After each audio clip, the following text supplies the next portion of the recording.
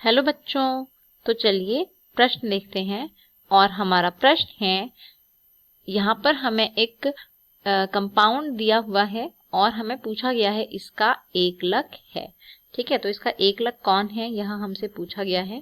पहला जो आपका विकल्प है वो है 2 मेथिल प्रोपीन, दूसरा है स्टाइरीन, तीसरा है प्रोपिलीन और चौथा है PMMA।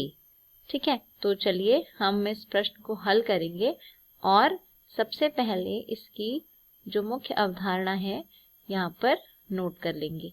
तो यह जो हमारा प्रश्न है यह बहुलक से है, अर्थात पॉलीमर से है। तो इसकी जो मुख्य अवधारणा है यहाँ पर नोट कर लेते हैं, जो कि है बहुलक। ठीक है, अब अगर हम समझें कि बहुलक क्या होता है, तो बहुलक जो है ये छोटे छोटे एकलक इकाइयों से मिलकर बनते हैं। ठीक है, तो एकलक इकाइयों से मिलकर जो है बहुलक बनते हैं। अब प्रश्न में हमें एक बहुलक ही दिया हुआ है, ठीक है, जिसका इस प्रकार का एक स्ट्रक्चर है, इस प्रकार की संरचना है। और हमसे पूछा गया है कि यह जो बहुलक है, ठीक है, यह जो बहुलक है, इस बहुलक का एकलक कौन है, ये हमसे प्रश्न में पूछा गया है। तो जो बहुलक हमें दिया है इसको हम यहाँ पर बना लेते हैं सबसे पहले। तो इस प्रकार का बहुलक हमें प्रश्न में दिया है। ठीक है, और यह किन एकलक से मिलकर बना होगा ये हमसे पूछा गया है। तो अगर हम ये बहुलक देखें तो ये हमारा है पॉली आइसोब्यूटाइलीन। ठीक है, ये है हमारे पास पॉली आइसोब्यूटाइलीन। ठीक है, और ये जो पॉली आइसोब्यूटाइलीन है ये आइसोब्यूटिलीन से मिलकर बनता है। ठीक है, तो अगर हम बात करें आइसोब्यूटिलीन की, तो आइसोब्यूटिलीन कुछ इस प्रकार का होता है हमारे पास। ठीक है, तो ये जब आइसोब्यूटिलीन होता है, जब हम इसकी एक एसिड के साथ यानी प्रोटॉन की उपस्थिति में अभिक्रिया करवाते हैं तो हमें एक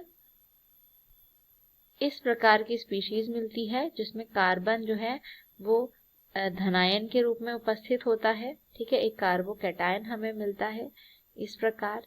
अब ये जो कार्बोकैटायन है ये जब किसी अन्य आइसोब्यूटिलीन के साथ अभिक्रिया करता है, ठीक है, तो इसकी जब हम अभिक्रिया करवाएंगे फिर से आइसोब्यूटिलीन के साथ, तो ये क्या करता है, हमें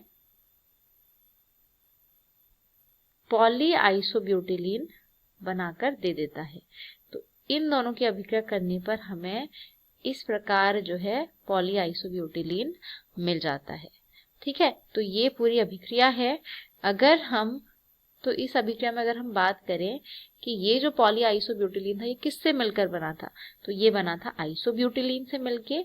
या इस आइसोब्यूटिलीन को अगर हम इसका IUPAC नाम लिखने की कोशिश करें तो जिसका नाम हो जाएगा वो हो जाएगा 2 मेथिल, क्योंकि दूसरे नंबर पे मेथिल जुड़ा हुआ है, और ये प्रोपीन है क्योंकि 3 कार्बन है।